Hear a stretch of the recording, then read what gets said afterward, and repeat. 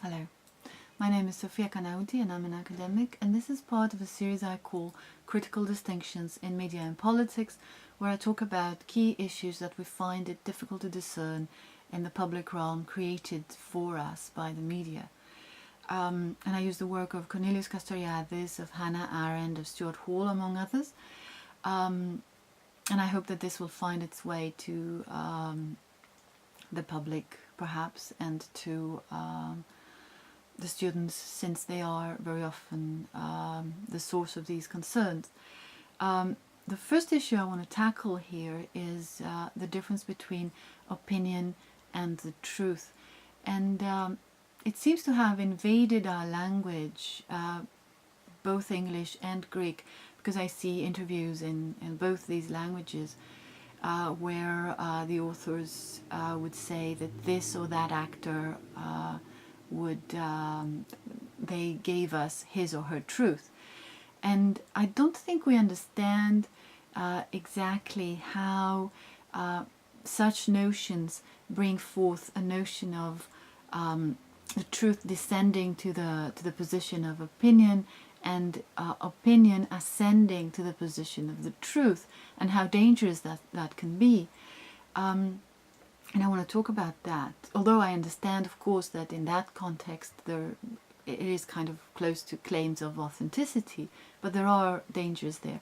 And I'm also thinking of a student of mine at the University of Cyprus who, excuse me, we were talking in class and we were discussing things.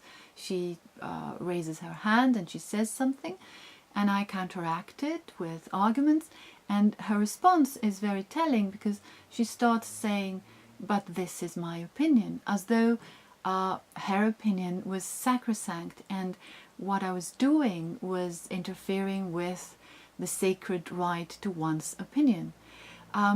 So this has several things there, and of course one of the dangers is to see this as part of what Arendt calls a born genius. There's this German romanticism, in Arendt's words, kind of tradition, in inverted commas, of seeing a genius as something that is born and not made through education or what have you. And therefore there's an arbitrariness about this, which is very dangerous, of course. And that reminds me very easily, of course, and I'm sure it reminds you as well, of these notions that we have to deal with today, the notions of being born a loser or a winner, and how excuse me, it seems as though there's nothing that you can do to change that fate, you know. It's almost religious, and almost kind of in a religion of doom if you're a loser, and absolutely ignoring facts such as you had a rich daddy, you know. But there are other issues in such a response of a student. One is that she may never, in that sort of little sphere of existence, she may never change her opinion, because that would be that she would give up her right. You don't give your rights up. Also, if I disagree with her opinion, I disagree with her, and therefore I make things personal and I attack her, whereas I have no right.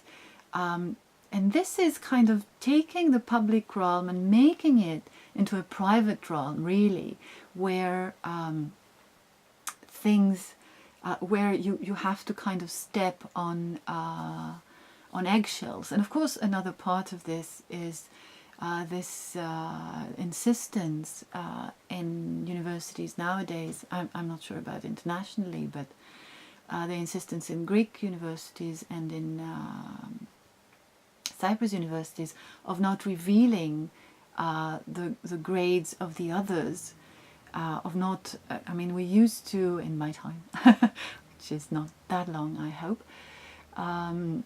we used to have everybody's grades up, and so you would go, you would look your name up, and you would know what your grade was. Now you have your name next to a number, your identity number at the University of Cyprus, which means that a lot of students in my class who did very, very badly, they would claim to their fellow students that they did very, very well, which was I guess not that bizarre, but there you go. So there is the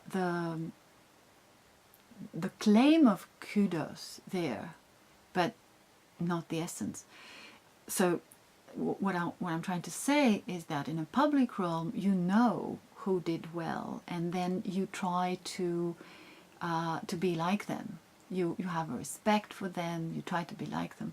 Whereas in making public things into private things, you undermine what should be public knowledge in this sort of setting of,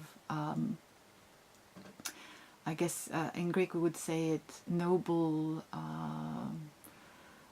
not antagonism, but noble contest, you know, avienis amila. Which is close, of course, to the Olympic Games ideals and stuff like that.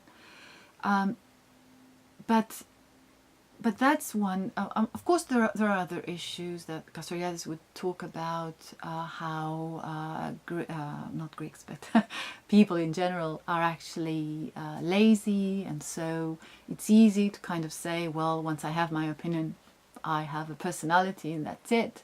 I need not do anything. But there are other issues involved in this that maybe we'll see in another segment. But what I want to add in this segment is how us in academia were not, of course, immune to such problems between the truth and opinion, discernment problems.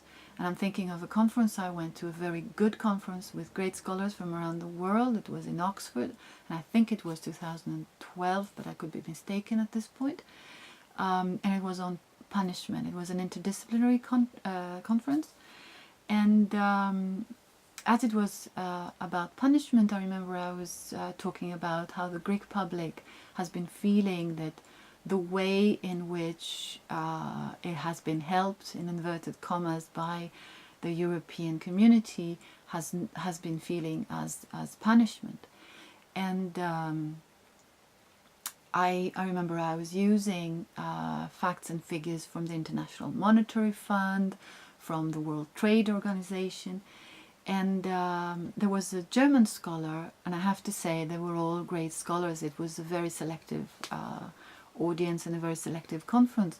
And there was a German scholar, although I don't think it plays a role that she was German necessarily, but she did say, well and good what you say, but the Germans, we would tell you that the Greeks, you just want something for nothing. And I have to say I was a little bit impressed, because there were numbers there and they were being kind of seen as opinion. So there were facts and they were seen as opinion. But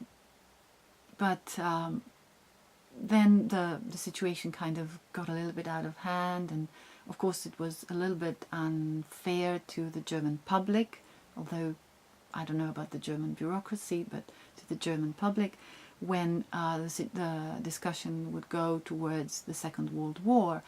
And a lot of people said a lot of things. What I brought up was something that Arendt said as she was dealing with the Second World War, and she says that of course, no matter what your ideology, no matter what your view, you can never say that Poland invaded Germany in the Second World War. You have to accept the fact that Germany invaded Poland.